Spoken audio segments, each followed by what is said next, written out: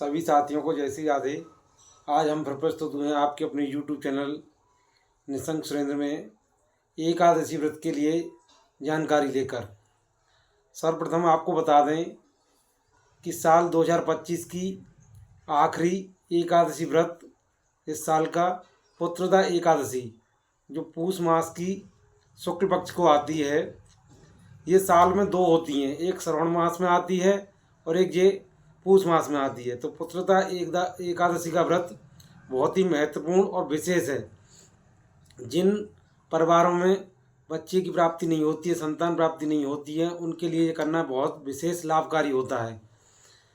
तो सर्वप्रथम हम बता दें कि इस व्रत को लेकर काफ़ी भ्रम पैदा है कि 30 को करें या 31 को करें। तो हम आपको ब्रजमंडल क्षेत्र के हिसाब से बता दें कि ब्रज में इस समय सूर्य की गति के अनुसार जो सूर्य का समय है 7:16 का है सुबह निकलने का। तो हम लोग जो भी तिथि त्यौहार मनाते हैं सूर्य उदय तिथि के हिसाब से मनाते हैं। तो 30 तारीख को एकादशी हमारी 7:51 से प्रारंभ हो रही है, जो कि 31 तारीख को सुबह 5 बजे के लगभग समापन है।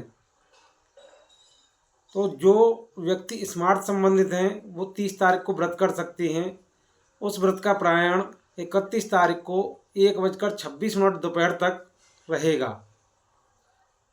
लेकिन जो वैष्णव संप्रदाय से संबंध रखते हैं उन लोगों के लिए द्वादशी संबंधित एकादशी व्रत बहुत लाभदायक होता है। तो अधिकतर द्वादशी विधि ही व्रत रखा जाना चाहिए एकादशी का। तो हमारे लिए 31 तारीख का व्रत है। 31 तारीख को एकादशी व्रत रखेंगे, जो कि एकादशी सुबह 5 बजे समापन हो रही है। तो साथ में द्वादशी लग रही है 5 बजे बाद। तो द्वादशी एकादशी मिश्र व्रत हम जो रखेंगे उस व्रत का प्रायण अगले दिन दिनांक 1 जनवरी 2026 नई साल को शुभ मुहूर्त में हो रहा है, जिसका हरिवासर समय व्रत का प्रायण करने के लिए 7:16 से लेकर 9:18 तक का रहेगा। इस समय आप व्रत का प्रायण कर सकते हैं। तो ये तो रहा हमारे एकादशी व्रत का करने का नेम और पारायण का नेम। अब हम आपको बता दें एक छोटा सा नेम।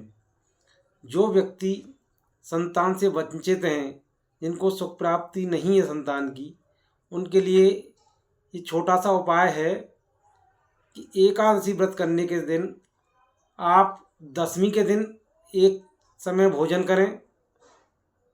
जिस दिन आप दशमी मना रहे हैं 30 में या 29 में, तो उस हिसाब से आप देख लीजिए उस दिन एक समय भोजन करेंगे।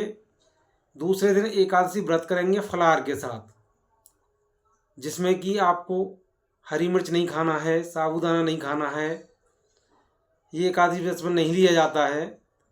तो उसके लिए आप फल से भी व्रत कर सकते हैं।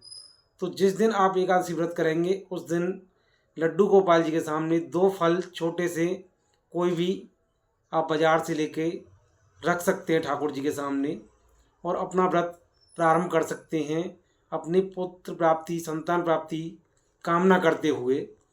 सुबह पीले वस्त्र धारण करें, ठाकुर जी को पीली पोशाक पहनाएं और एकादशी व्रत की कथा सुने, पूजा अर्चना करके स्वामी श्री सत्यनारायण भगवान को मनाते हुए इस व्रत को प्रारंभ करें।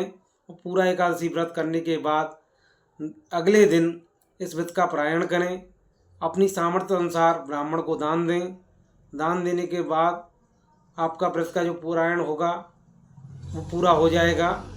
तो हम बता रहे थे कि इस दिन आप 2 फल जो ठाकुर जी को रखेंगे वो पूरे दिन रखे रहने दें, और जिस समय आप व्रत का पारायण करेंगे उस समय वो जिस महिला को या बहन को, स्त्री को बच्चा नहीं हो रहा, उसको वो दोनों फल भगवान के नाम गोपाल जी के नाम से खिलाए जाएंगे कि भगवान हमें संतान प्राप्ति हो।